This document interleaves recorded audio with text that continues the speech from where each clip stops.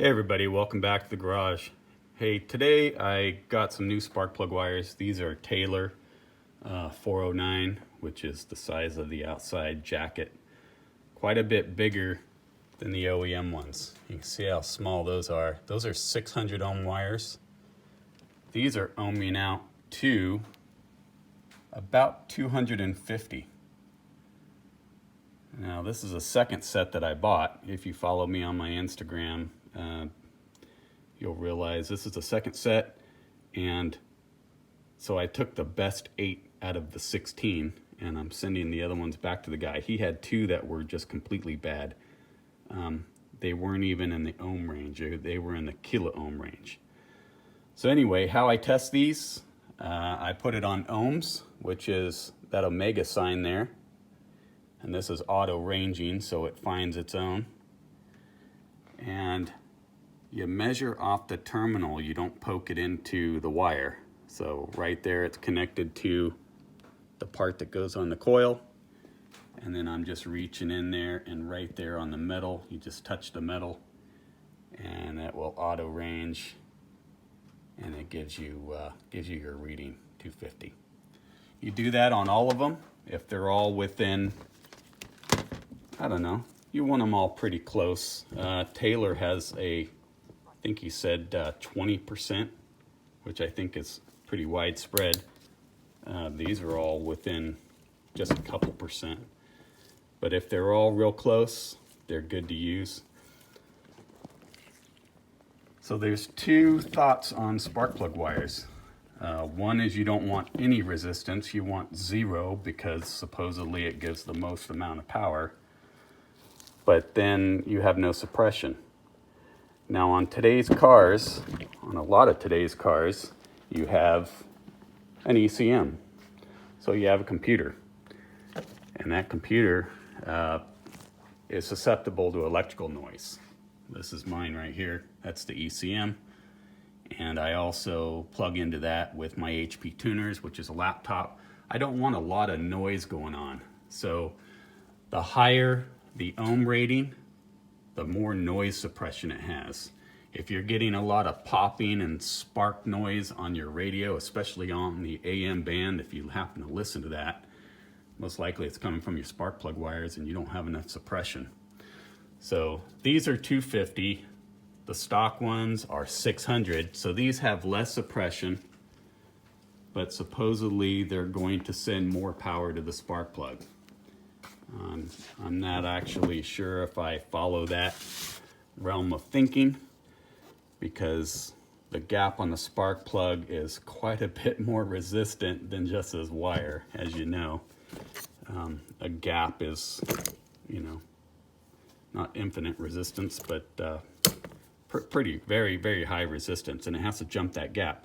Well, as soon as it finds the ground and it jumps it, it's going to deliver as much power as it needs to jump that, and it's not going to deliver anymore. That's one thought. Other people believe that if you have a high power coil and no resistance wires, you can even get 0. I think, I forget the brand. Anyway, there's a brand that has 0 resistance. It's not MSD, it's like Ganatelli or something like that, you'll get a hotter spark. There's a debate about that. Anyway, I decided to go with these. The OEM wires work pretty good for me. I wanted something that could be around my headers a little bit better, a little bit more heat protection. That's why these are thick. So I went ahead with these. And we're going to put them on the car and see if it helps with my misfire that I have. So some people, when they use the dielectric grease, a lot of these spark plug wires come with the grease. They just squirt a big gob in there. I don't suggest doing that. Some people say it doesn't matter, but that grease is an insulator, and you don't want to insulate the spark from that metal terminal in there, or that one. So I just get a Q-tip and I just rub it around the boot. All that stuff is to make the boots slip on and make them come off easier. It doesn't transfer spark better. In fact, it makes it transfer worse. So you really don't want to gob it on there. Might cause problems. I've never had it cause problems. I've done it before. I don't do it anymore because it's not necessary. But yeah, just put it on the boot itself. If you happen to get a little bit on the terminal, don't sweat it. I don't think it's going to be a big deal, but so that's what the grease is for, to help these pop on and off a little easier. So when you go to put them on, you want to make sure you feel them click. You can hear that one pop on.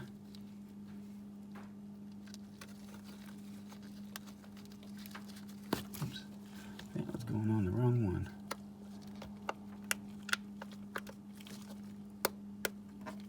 And that one popped on. On the coils, you hear it click twice. On the spark plug, I heard it click once. And so far, that's been the way it's been going.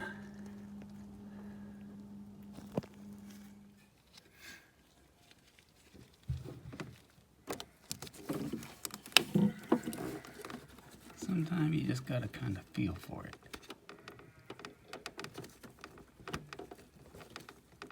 Feel that click on the spark plug. Come up here.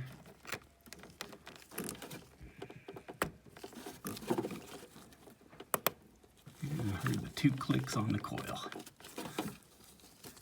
And that one's done.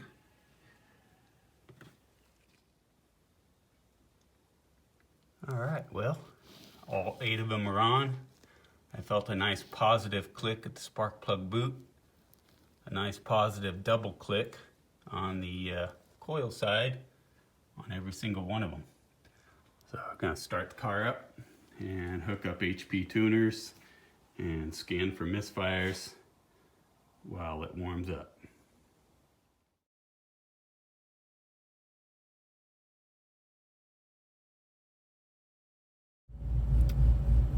Alright, well, misfires are down quite a bit. That doesn't mean that I won't have them when I get out on the road, but they look a little better. Some misfires are normal. I'd rather see none, but yeah, it's a start.